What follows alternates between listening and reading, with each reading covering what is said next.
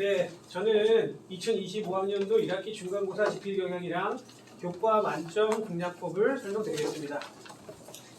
제 이름은 김신철입니다. 인사드리겠습니다. 일단 먼저 저는 짧게 진행하겠습니다. 저희 2부 다음에 3부도 있으니까 짧게 좀 빨리 해서 진행을 하도록 할게요. 일단 먼저 제가 1부에 저희 이사님이 너무 잘해주셔서 전 뒤에서 쳐다봤는데 뭐였냐면 팬클럽 콘서트 온 줄 알았어요. 다 뭐 하시냐면 다 이렇게 사진 찍으시고 이제 동영상 찍으시고 이렇게 하시더라고요. 근데 저는 제가 이제 전문가다 보니까 저는 이사님 얘기 듣는 게 너무 저한테 와닿았거든요. 이렇게 귀에 쏙쏙 들어오고 와닿는데 제가 부모님 입장이 돼서 한번 생각을 해봤는데 되게 좀 복잡할 것 같아요. 어려울 것 같아요. 그러면서 이제 근본적으로 이런 질문을 좀 하시지 않을까 싶어요. 왜 이렇게 복잡하냐? 왜 이렇게 어렵냐? 이런 질문을 하시는 게 맞을 것 같아요. 근데 이거 너무 당연한 게 목이 메네요. 너무 당연한 게 예전에 전화기 한번 생각해 보십시오. 저는 애들한테 장난 삼아서 그런 얘기 하거든요. 예전에 전화기에 이렇게 안테나라는 게 있어서 이걸로 이렇게 머리 딱밤도 때리고 했어. 이런 얘기를 하면 애들이 선생님 저도 그거 알아요. 막 이런 얘기를 해요. 제가 그런 애들한테 야 조용히 해.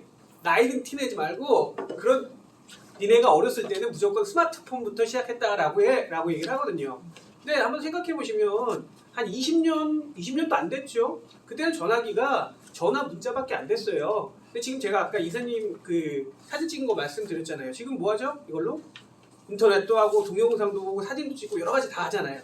사회가 변하는 겁니다. 사회는 변하고 더 복잡해져요. 어쩔 수 없는 거죠. 사회 변화에 발맞춰야 되는 겁니다. 또 결론부터 말씀드리면 가정에서 하는 데는 한계가 있습니다. 처음부터 뭘 하시는 게 가장 좋은 방법이냐면 가장 전문가에게 믿을 만한 전문가에게 처음부터 맡기는 게 가장 좋은 방법이다라고 말씀드리고 싶습니다. 자, 이거 먼저 내용 포샵이 좀 심하죠? 넘어가겠습니다. 일단 첫 번째는 뭐냐면 여기 이제 고등학교 1학년 부모님들도 계신데 고등학교 부모님도 계신데 이제 중학교 부모님 계시니까 제가 이제 고등학교 1학년 기준으로 말씀드릴게요. 1학년 기준으로 이런 식으로 해야 된다라는 거랑 두 번째는 그럼 어떤 식으로 해야지 교과 만점을 맞을 수 있냐 이런 거 좀 설명드리겠습니다. 자, 먼저 이게 근처에 있는 학교들 별로 시험범위랑 이 교과서랑 모의고사랑 객관식이랑 주관식 배점 이렇게 설명드렸는데 아마 중학교 부모님들은 아실 텐데요. 중학교 같은 경우는 시험 범위가 거의 교과서 2과입니다. 교과서 2과에 외부 지문 한 4개 정도, 하나에서 4개 정도 나오는데 고등학교로 가면 범위가 어마어마하게 늘어난다라고 보시면 돼요. 엄청나게 많아진다라고 보시면 되겠고요. 약간의 학교별로 유불리가 있습니다. 어떤 유불리가 있냐면 주관식이 들어가는 학교냐 안 들어가는 학교냐, 주관식이 맞냐 적냐, 그다음에 객관식 문제가 전체 몇 문제냐 이런 식으로 약간의 유불리가 있을 수 있다라고 보시면 될 것 같고요. 자, 고등학교 내신 영어 문제 한번 실제 문제 보여드릴게요. 실제 문제는 중학교랑 크게 다르진 않습니다. 뭐 단어 문제 나와요. 어휘 문제 나오고요. 그 다음에 문법 유형들도 나오는데 중학교 같은 경우는 예를 들어서 이런 형태, 그냥 밑줄 하나 놓은 형태도 있지만 진짜 어렵게 나오려면 이런 식으로 문제가 나오게 됩니다. 그러니까 전체 지문에 대해서 전체 하나의 밑줄 친 부분뿐만 아니라 전체 문법에 대한 이해가 됐냐 안 됐냐 이런 식의 형태가 나온다라고 보시면 될 거고요. 그 다음에 제일 중요한 게 여기 처음에 말씀드렸지만 학교별로 조금 유불리가 있지만 배경고라든지 뭐 몇 개 학교 더 있습니다. 배경고나 아니면 양명고 정도는 이렇게 주관식 배점이 없는데 주관식 배점이 들어가는 학교들은 이게 가장 중요한 키포인트다라고 생각하시면 됩니다. 그래서 주관식 서술형에 대해서 어떻게 준비를 시키는 거냐 이게 가장 중요한 포인트라고 보시면 될 것 같고요. 중학교 같은 경우는 실제로 어떤 식으로 진행되냐면 교과서를 많이 암기합니다. 교과서를 많이 암기하게 되는데 예를 들어서 이거는 실제 이 가운데 있는 게 교육청 모의고사입니다. 시험 범위였고요. 이게 이런 식으로 바뀌었습니다. 이게 빈칸원성이라는 문제로 바뀌었는데 얘가 오리지널 문제라고 한다면 얘는 패러프라이징이라고 해서 문장을 바꾼 겁니다. 실제 맨 위에 보면 이런 식으로 이두두비 하드 쭉 이런 식으로 나오는데 밑에 보면 보기는 똑같은데 여기 도우부터 이하의 문장이 나와서 이렇게 3줄짜리 문장인데 여기 눈을 씻고 찾아봐도 없습니다. 다른 형태로 변형된 거예요. 이 문장을 이런 식으로 변형시켰을 때 똑같이 단순히 이 지문만을 암기했다라고 하면 이 문제를 당연히 풀 수가 없겠지요. 그러니까 평상시에 기본적인 영어 실력이 존재하지 않으면 고등학교에서는 절대 살아남을 수 없다라는 개념이다라고 보시면 될 것 같고요. 그 다음에 교과 만점 공략법에 대해서 좀 말씀드리면 실제 요 부분은 먼저 중학교 부모님들이 이해를 해 주셔야 돼요.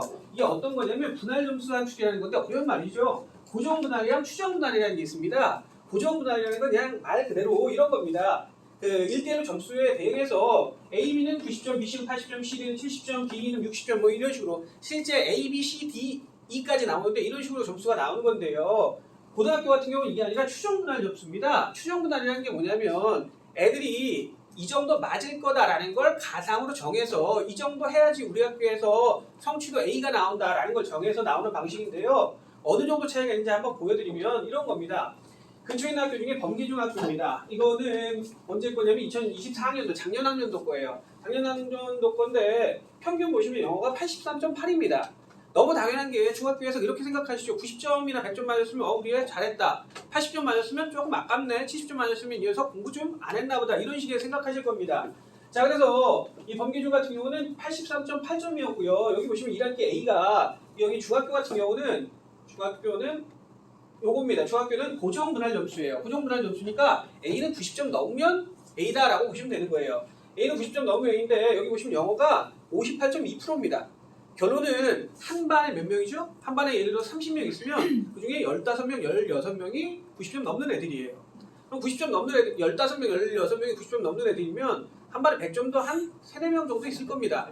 3, 4명 있는데 실제 너무 간단한 게 시험 문제 난이도를 조금씩 올리면 똑같은 100점이 어떤 녀석은 105점, 어떤 녀석은 110점, 어떤 녀석은 120점, 130점 이런 식으로 분명히 차이가 날 텐데 중학교에서는 그냥 그 정도 선에서 묻는 겁니다. 내가 범계중만 그런 게 아니고요. 평촌중도 마찬가지입니다. 요거는 정부 사이트예요. 네이버에서 학교 알림이라고 치시면 나오는 사이트거든요. 그래서 이제 얘가 2024학년도 우리 애는 올해 시험 봤는데 올해 시험 본 거 언제 나오지? 올해 시험 본 건 이제 9월 달에 올라오거든요. 그래서 한번 살펴보시면 되는데 평촌중학교도 비슷합니다. 평균 점수는 84.3점이고요. 그 다음에 1학기 성취도 A인 친구들은 58.7 역시 똑같이 반이 넘는 거죠. 그래서 중학교 때 실제 뭐 90점 100점 정도 맞으면 이 녀석 그냥 곧잘 하네 라고 생각할 텐데 이제 이게 고등학교 올라가면 이렇게 달라집니다. 고등학교 올라가면 똑같이 고등학교에도 성취도는 A, B, C, D가 그대로 존재합니다. 똑같이 존재하는데 고등학교부터 이제 뭐가 생기냐면 이런 게 생기는 겁니다. 내신 등급이라는 게 생기게 되는 거예요.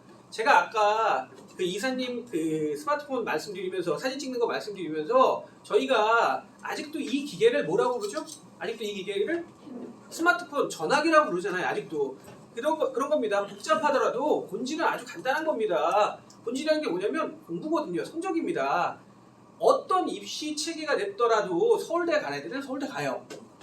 실제로 똑같은 겁니다. 그리고 아무리 어려워지고 복잡해졌어도 전화기의 본질이 전화기인 것처럼 실제 입시의 본질은 공부입니다. 학습입니다. 근데 이제 고등에서 달라진 게 어떤 게 달라지냐면 A, B, C, D, E가 그대로 나오지만 1등급, 2등급, 3등급, 4등급, 5등급 이런 식으로 등급제가 나온다라고 보시면 될 것 같고요.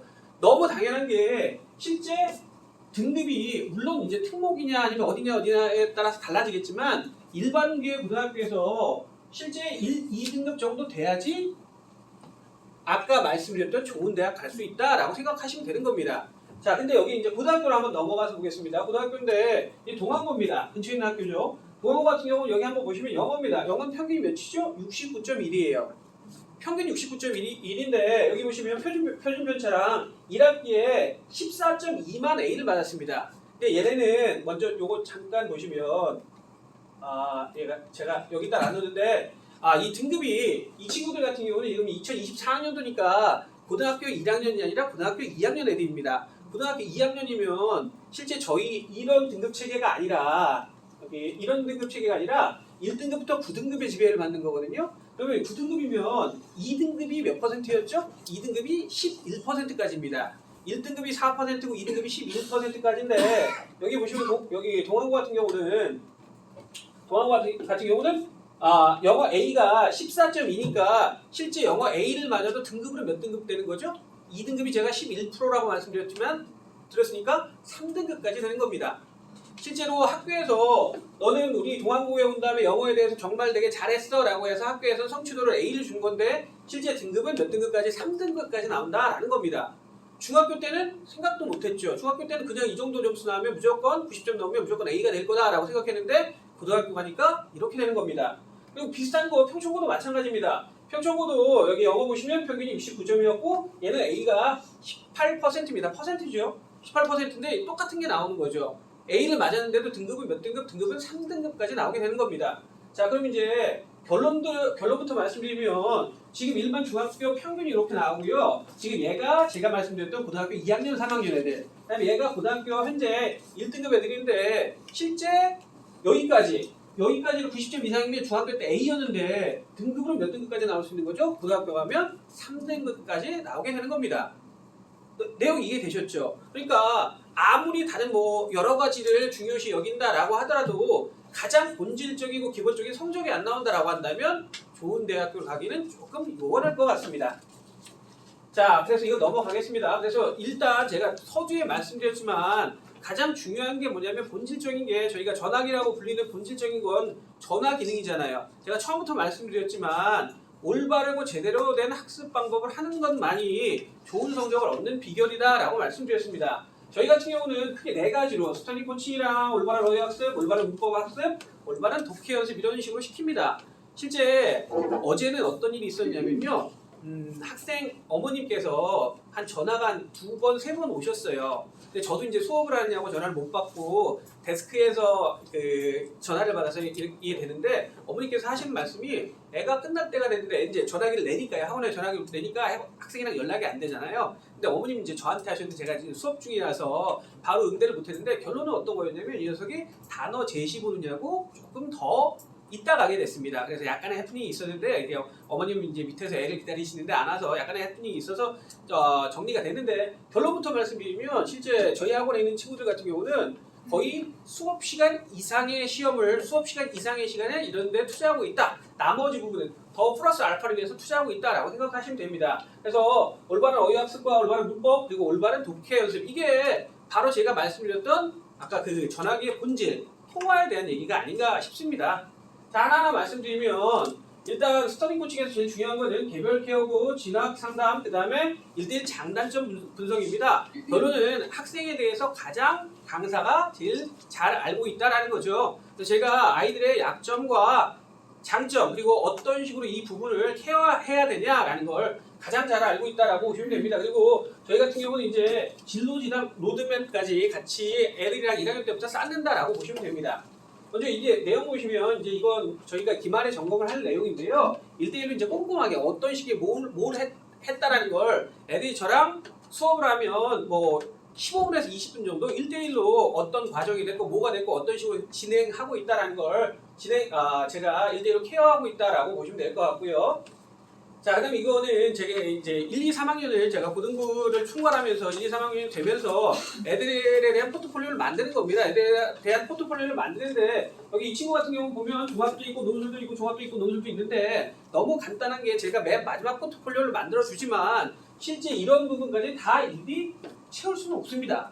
그러니까 생계부인의 내용이나 이런 부분까지 물론 너무 당연한 게 수행평가에 대한 부분, 영어적인 부분 이런 부분은 채울 수 있지만 아까 말씀드렸던 나머지 생계부에 대한 부분 같은 경우는 실제 1대1로 챙기기가 사실 쉽진 않습니다. 그래서 저희가 처음으로 안양평촌권에서 처음으로 시작한 게 아까 원장님께서 설명드렸지만 그런 점을 보완하기 위해서 이경각을 만들게 됐다라고 보시면 될 것 같습니다. 그래서 얘는 맨 마지막으로 1, 2, 3학년 동안에 로드맵을 통해서 맨 마지막 파이널 터칭까지 된다라고 보시면 될 것 같고요. 두 번째는 올바른 어휘 학습입니다. 여기는 지금 이 장소는 이제 중학생들이 제시 보는 장소이기도 하거든요. 여기 지금 오늘 설명이기도 하고 해서 딱 치웠지만 사실 여기서 아마 애들이 저희 학원 재원생 부모님들 너무 잘 아실 거예요. 애들이 진짜 가장 저희가 강조하는 것 중에 하나가 이제 바로 이 올바른 어휘 학습이다라는 거 되게 많이 얘기를 할 겁니다. 뭐 페일 했으면 계속 남아서 시험 본다라는 거 그게 장소가 바로 여기거든요. 자, 그래서 저희 같은 경우는 실제 온 오프라인에서 계속 무한해서 누적해서 단원 시험 재시험 본다라는 거 말씀드리겠고요. 그다음에 뭐 여기서 끝나는 게 아니라 실제 그 중학생들 같은 경우 여기서 지금 제가 자료 안 넣었는데 셀프 테스트라고 해서 이제 자기들 스스로 모르는 단어를 정리해서 단어를 시험 볼 수 있는 게 그런 부분까지 추가된다라고 보시면 될 것 같고요. 뭐 이런 거 아마 다 받아보셨을 겁니다. 그 중등 같은 경우는 훨씬 더 데일리 카드라고 해서 좀 더 심화된 형태로 나가고 있는데 고등도 비슷한 형태가 나가고 있다라는 거였고요. 그다음에 맨 마지막 세 번째와 네 번째가 남았습니다. 아까 말씀드린 것처럼 빨리 진행하겠습니다. 자, 3부가 남았으니까 자 저희 같은 경우는 올바른 문법 학습을 위해서 뭐 이런 식으로 그러니까 이게 저희만의 쓰는 용어인데요. 메타키마라는 게 메타인지라는 겁니다. 그러니까 제일 중요한 것 중에 하나가 애들이 자기가 뭘 알고 뭘 모르느냐를 알아야 되는 거거든요. 거기에 두 번째는 이제 기본 지식이라는 스키마를 더해서 저희가 만든 용어인데 아까 저희 그 허진호 이사님께서도 말씀하셨지만 뭐 해야 된다고 그랬죠? 설명해야 된다고 그랬죠? 누구한테요? 부모님 앞에서 부모님한테 하는 게 아니라 자기가 자기 자신에게 아니면 친구들에게 설명할 수 있어야 된다. 이게 저희 지향점입니다. 문법 역시 애들이 백지 상태에서 놓고 자기 스스로 설명할 수 있게 만드는 이게 저희 맨 마지막 목표이다라고 보시면 될 것 같고요.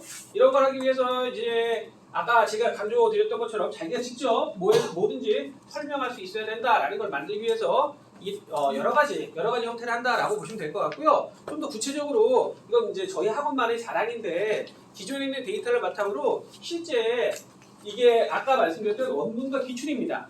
제가 아까 그 실제 문제에서 설명드렸지만 똑같은 지문이 나오는 게 아니라 패러프레이징 돼서 다른 형태의 문장으로 바뀌는 건데 저희는 이미 이런 걸 계속 끊임없이 연습시키고 있다라고 보시면 되는 거고요. 이게 서술형 제가 아까 서술형이 들어가는 학교에서 제일 중요한 건 서술형이다라고 하는데 이걸 학교 내신 대비뿐만 아니라 평상시에도 계속 끊임없이 교육시키고 있다, 훈련시키고 있다라고 생각해 주시면 될 것 같습니다.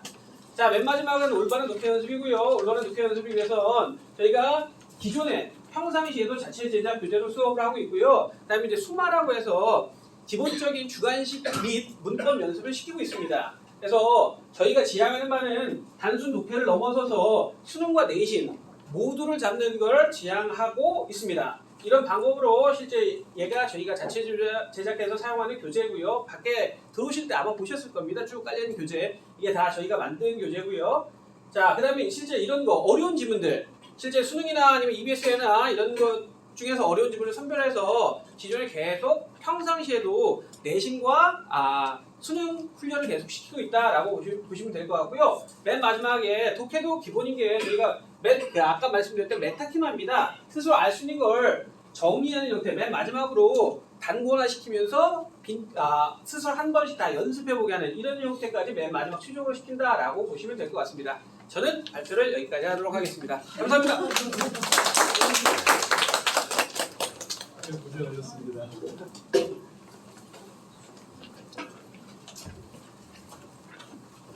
잠시만요. 엉덩이 딱딱한 거 아프시죠? 오늘 또 건강하시게.